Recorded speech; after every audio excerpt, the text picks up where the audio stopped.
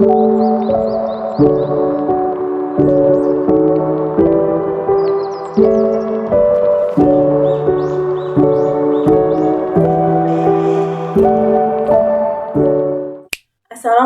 warahmatullahi wabarakatuh. Perkenalkan, nama saya Hilda Asya dengan NIM 2001-861 dari Prodi Sistem Informasi Fakultas Teknik Universitas Maliku Saleh. Di sini saya akan meringkas materi dari pertemuan 1 hingga pertemuan ke-6 mata kuliah kecerdasan bisnis.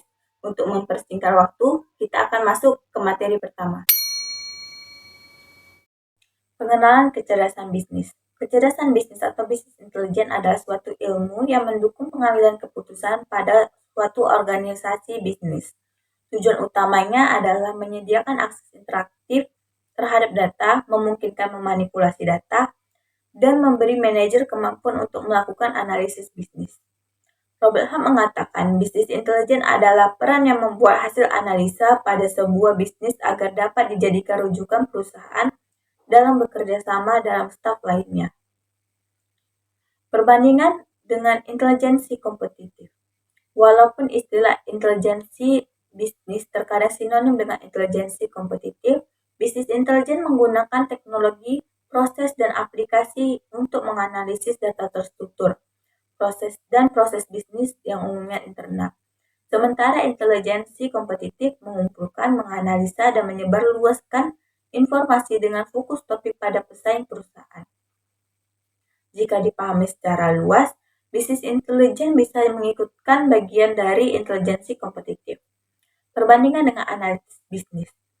Intelijensi bisnis dan analisis bisnis terkadang digunakan secara bergantian, tetapi ada definisi alternatif. Salah satu definisi yang membedakan keduanya mengatakan bahwa istilah intelijensi bisnis mengacu kepada mengkoleksi data bisnis untuk menemukan informasi, terutama lewat mengajukan pertanyaan, laporan, dan proses analisis daring. Analisis bisnis di sisi lain menggunakan alat statistik dan kuantitatif untuk pemodelan yang prediktif dan bisa dijelaskan. Intelijensi bisnis dapat diterapkan dengan tujuan mendapatkan nilai bisnis seperti perkiraan, analisis, kolaborasi, manajemen pengetahuan, serta pelaporan perusahaan. Ada 3 wilayah kritis di mana organisasi harus miliki sebelum memulai melakukan proyek bisnis intelijen, yaitu pertama, tingkat komitmen dan dukungan proyek dari senior manajemen.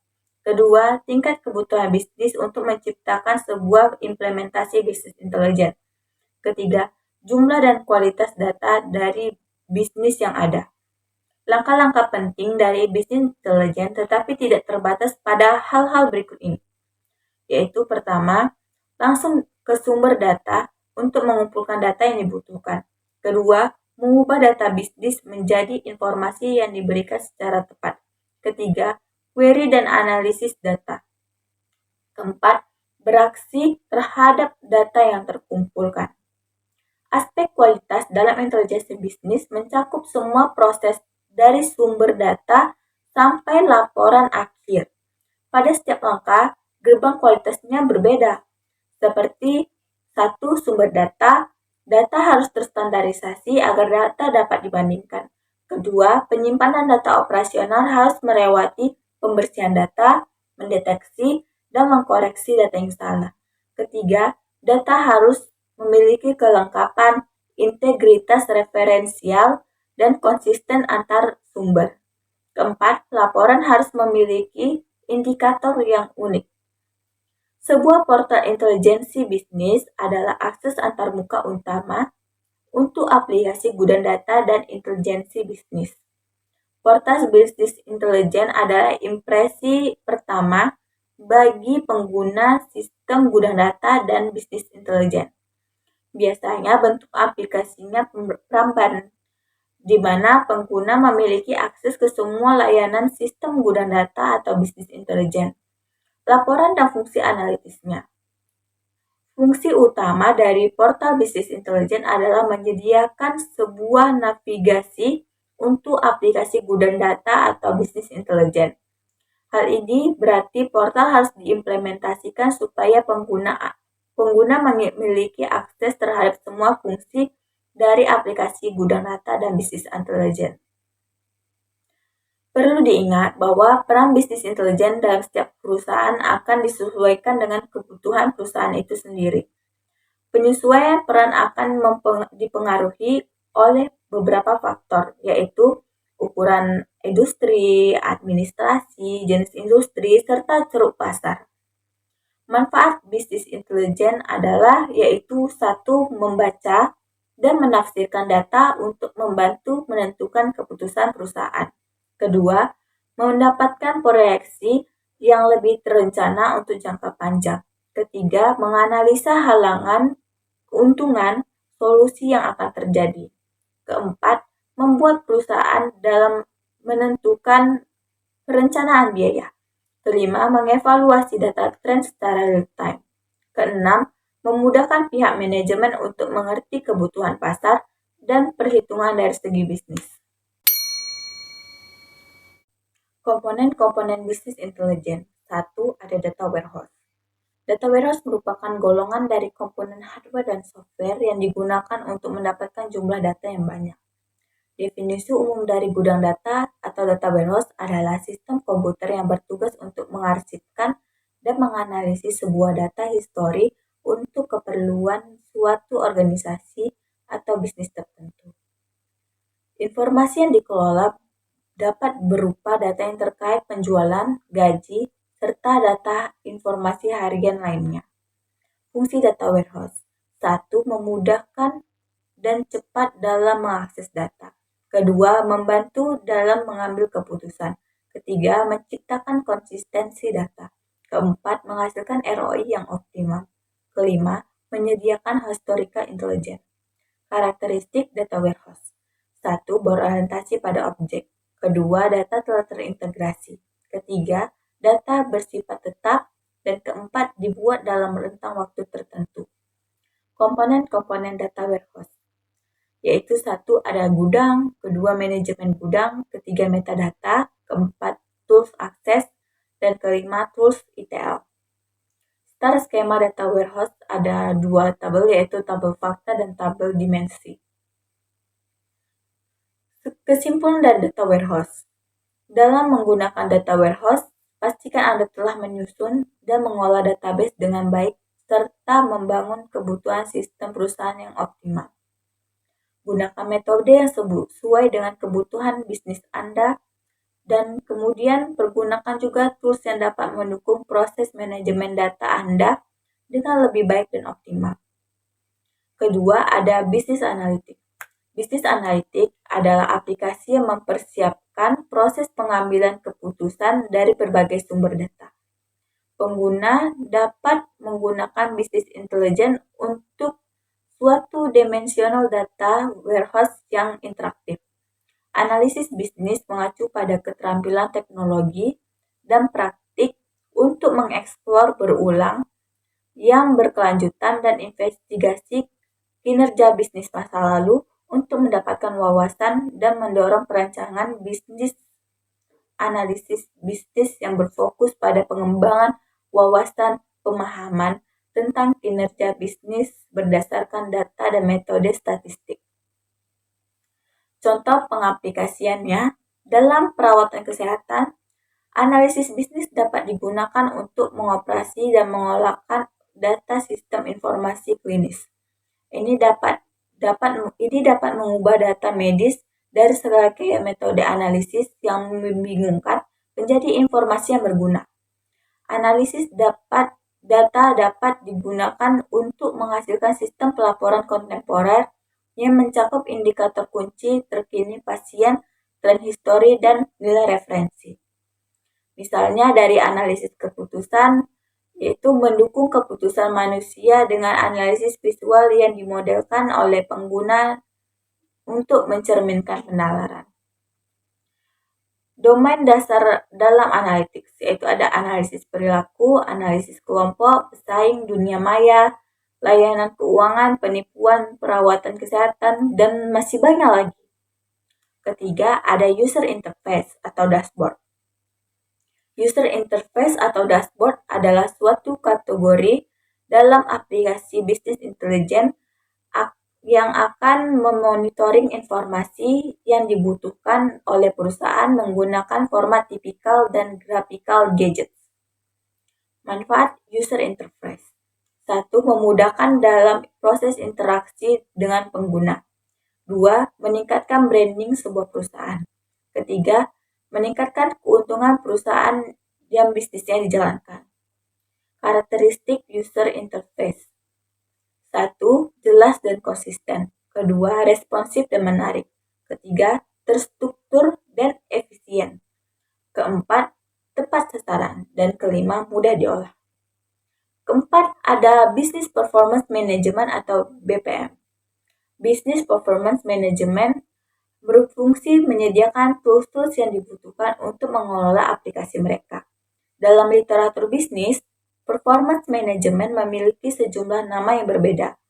Contohnya Corporate Performance Management atau CPM, ada Enterprise Performance Management (IPM), ada juga Strategic Enterprise Management atau SEM, dan Business Performance Management atau BPM. Kebingungan BPM dan versus BI atau Business Intelligence. Ketika BPM pertama kali diperkenalkan sebagai suatu konsep terpisah, ada suatu kebingungan mengenai perbedaan antara BPM atau BI. Apakah BPM adalah istilah baru dari konsep yang sama? Apakah BPM adalah generasi berikutnya dari BI? Atau apakah ada perbedaan substansial antara keduanya? Kebingungan tersebut masih bertahan hingga kini karena alasan berikut ini, yaitu BPM dipromosikan dan dijual oleh perusahaan-perusahaan yang juga menjual software dan tools bisnis intelijen. Bisnis intelijen telah berkembang sehingga banyak perbedaan awal di antara keduanya yang tidak lagi kelihatan. Bisnis intelijen adalah elemen dari BPM. Manfaat, kemampuan, dan komponen pada bisnis intelijen. Bisnis intelijen merupakan seperangkat proses arsitektur dan teknologi yang mengubah data mentah menjadi data yang bermakna untuk mendorong tindakan bisnis yang menguntungkan. Ini merupakan serangkaian perangkat lunak yang layanan untuk mengubah data menjadi kecerdasan dan pengetahuan yang dapat ditindaklanjuti. Bisnis intelijen terdiri dari strategi dan teknologi yang digunakan oleh perusahaan untuk menganalisis data informasi bisnis. Teknologi bisnis intelijen memberikan pandangan histori, terkini, dan prediksi operasi bisnis. Tujuan bisnis intelijen. Tujuan dari bisnis intelijen adalah untuk memudahkan interpretasi dari jumlah data yang besar tersebut, mengidentifikasi kesempatan yang baru dan mengimplementasikan suatu strategi yang efektif berdasarkan wawasan dapat menyediakan bisnis dan keuntungan proses pasar yang kompetitif dan stabil dalam jangka panjang. Strategi dan sistem bisnis intelijen. Pertama, dapat mendapatkan wawasan pelanggan baru. Kedua, peningkatan visibilitas. Ketiga, informasi yang didapat ditindaklanjuti. Keempat, peningkatan efisiensi. Kelima, wawasan penjualan. Keenam, ada data real time. Dan ketujuh, keunggulan kompetitif.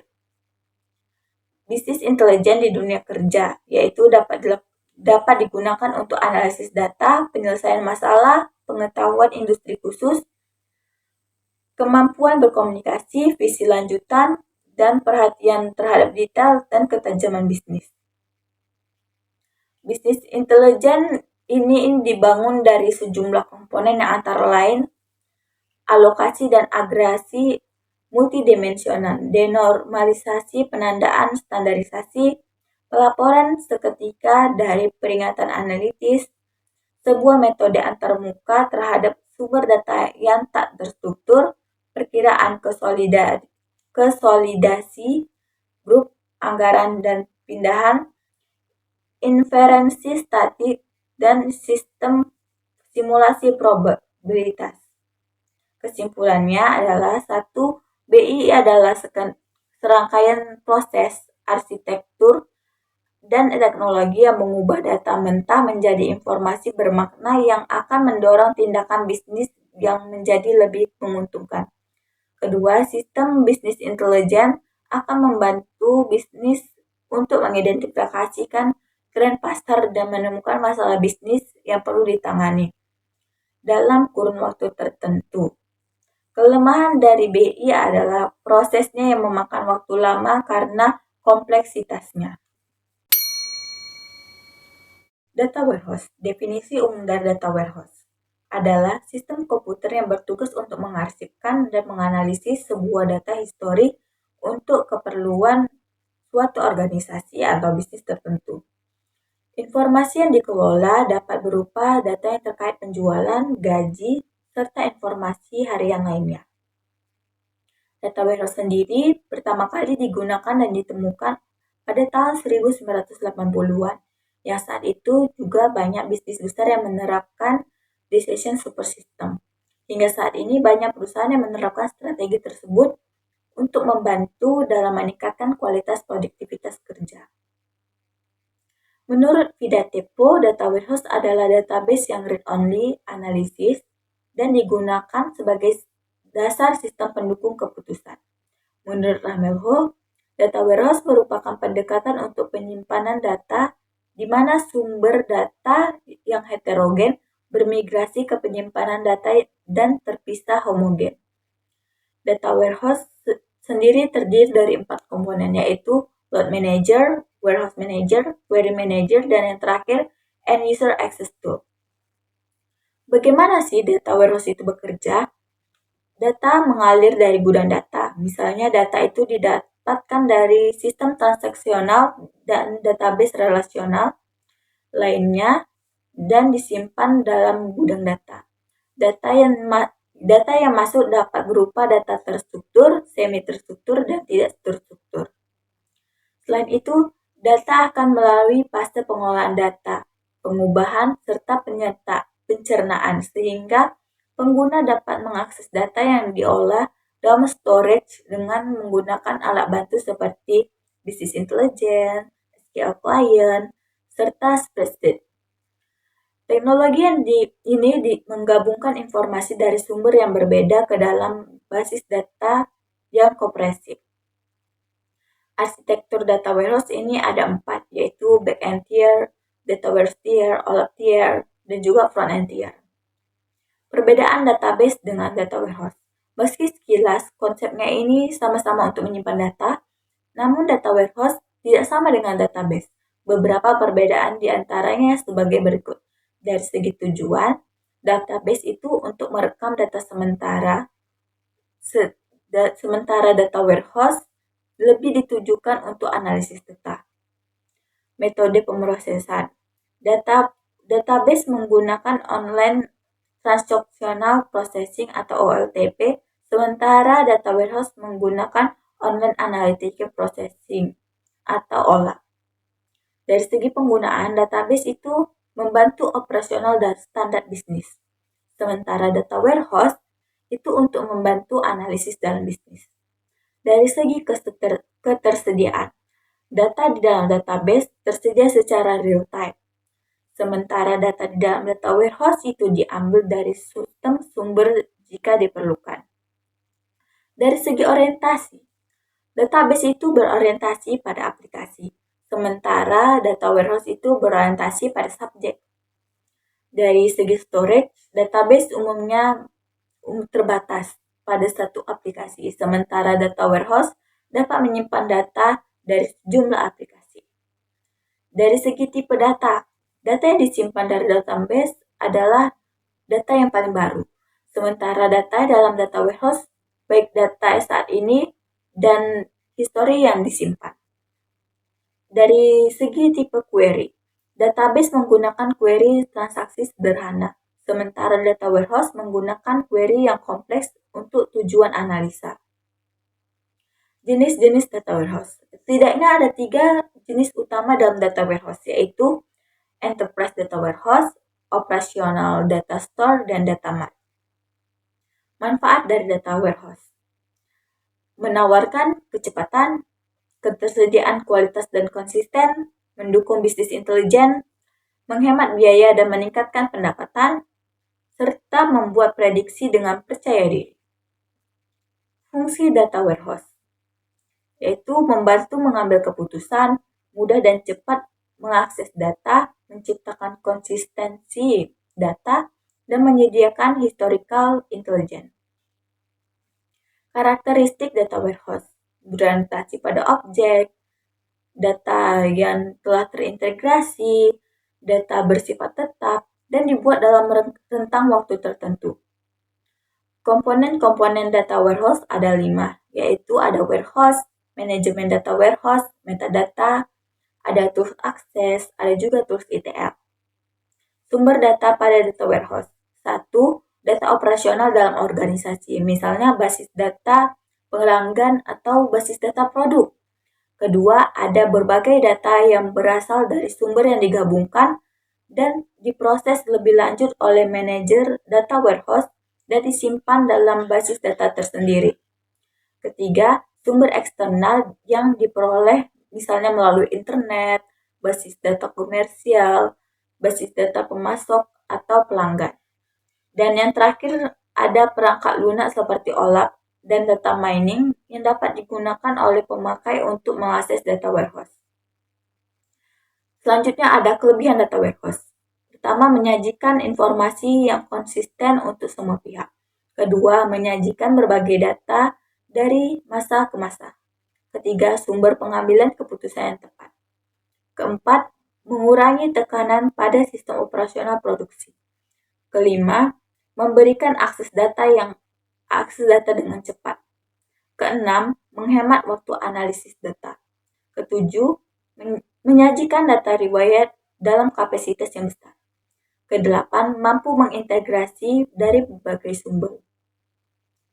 Kekurangan data warehouse. Proses perubahan data yang agak sulit. Proses penyusunannya juga data agak sulit. Tidak cocok digunakan untuk data yang tidak terstruktur. Dibutuhkan lebih banyak sumber daya untuk mengimplementasikan data. Ruang lingkupnya sering meningkat. Data warehouse dapat menjadi ketinggalan dari data terbaru yang relatif cepat, karena data yang digunakan di data warehouse tidak diupdate secara cepat, sehingga data yang ada tidak optimal. Apa itu star skema data warehouse?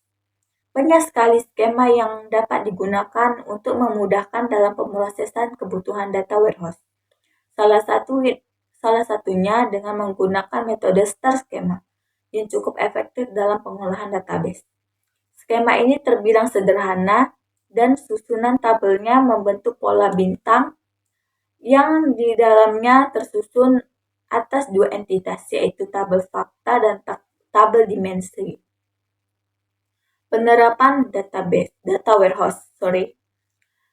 Sebuah toko swalayan merekam setiap penjualan barang dengan memakai alat POS atau point of sale.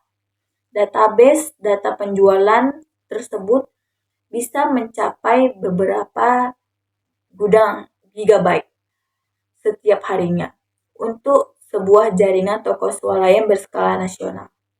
Tetapi pertumbuhan yang pesat dari akumulasi data tersebut telah menciptakan kondisi yang sering disebut dengan reach of data but poor of information. Tidak jarang kumpulan data itu dibiarkan begitu saja seakan kuburan data atau data tombs.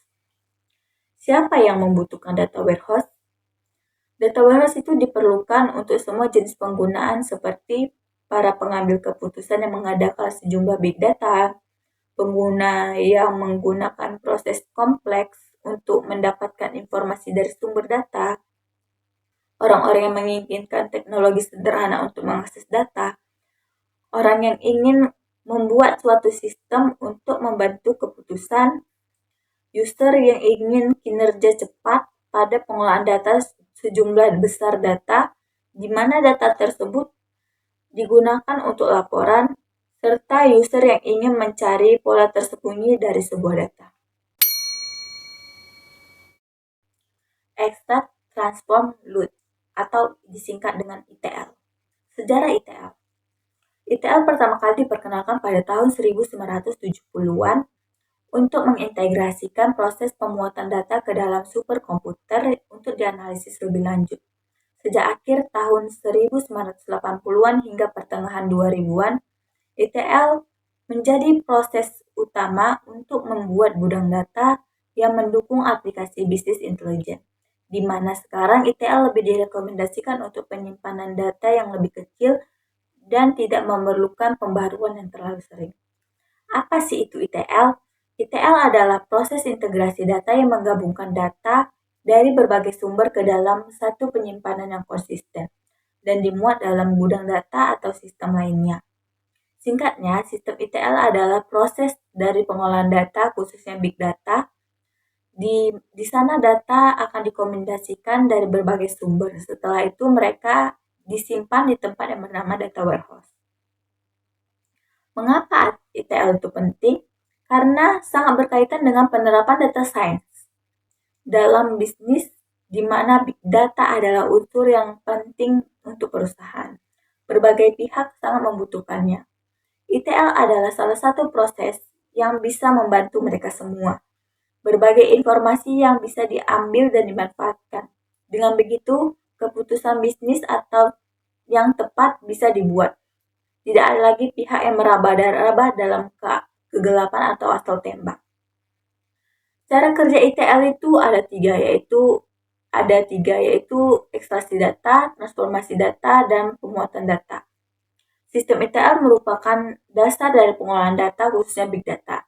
Sistem ETL terdiri dari beberapa komponen sebagai berikut, yaitu menghapus kesalahan dan mengkoreksi data yang hilang, menyediakan kepercayaan data yang terukur dan terdokumentasi, menangkap alur transaksi data dan untuk pengamanan, menyesuaikan data yang berasal dari berbagai sumber. Tujuan ETL adalah mengumpulkan, menyaring, mengolah, dan mengubah data yang relevan dari berbagai sumber untuk disimpan ke dalam data warehouse. ETL juga dapat digunakan untuk mengintegrasi data. Selanjutnya ada RDBMS. RDBMS adalah singkatan dari Relation Database Management System. RDBMS adalah program yang melayani sistem basis data yang entitas utamanya terdiri dari tabel-tabel yang mempunyai relasi dari satu tabel ke tabel lainnya. Sebagai contoh, misalnya database kampus terdiri dari tabel mahasiswa, tabel mata kuliah, dan nilai. Field dari tabel mahasiswa adalah NIM, nama, alamat, tanggal lahir, dengan primary key adalah NIM. Field dari tabel mata kuliah adalah kode mata kuliah, nama mata kuliah, SKS, dengan primary key kode mata kuliah. Untuk tabel nilai kita mempunyai field NIM, kode mata kuliah, dan nilai. Di sini NIM dan kode mata kuliah merupakan foreign key untuk tabel mahasiswa dan tabel mata kuliah. Berbagai macam relasi yang ada di database yaitu one-to-one, one-to-many, dan many-to-many.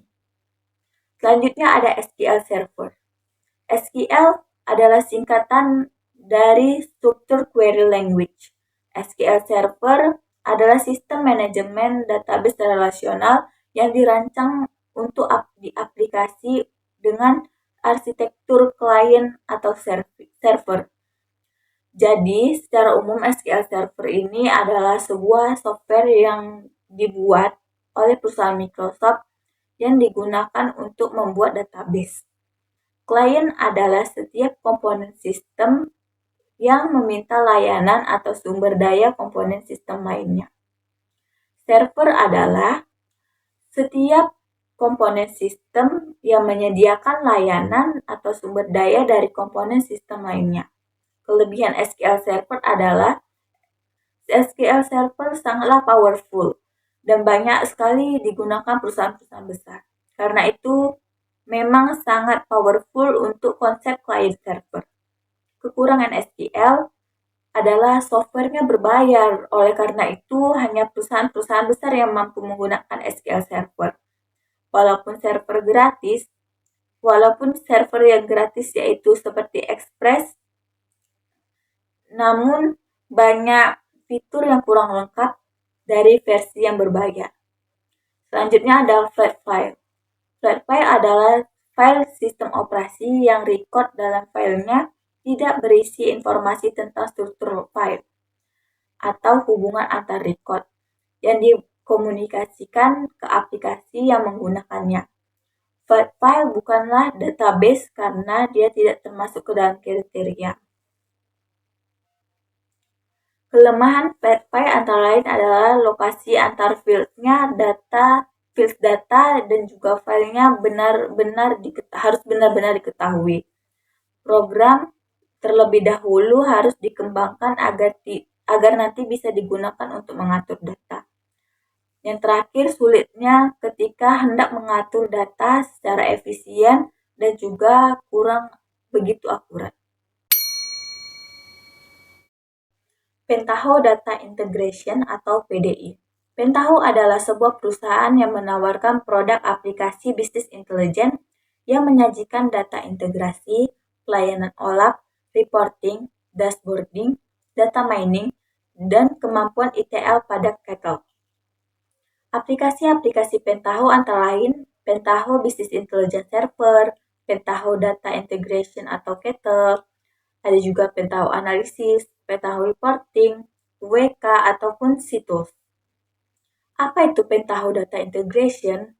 Pentaho Data Integration atau PDI atau juga dikenal dengan Kettle adalah software dari Pentaho yang dapat digunakan untuk proses ETL atau extract, transform, dan load. PDI dapat digunakan untuk data migrasi dan juga membersihkan data, loading dari file ke database, ataupun sebaliknya dalam volume yang besar. PDI menyediakan graphical user interface dan drag-drop komponen yang memudahkan user. Komponen utama Pentaho Data Integration antara lain adalah Transform, Job, Step, Spoon, Pen, dan juga Kitchen.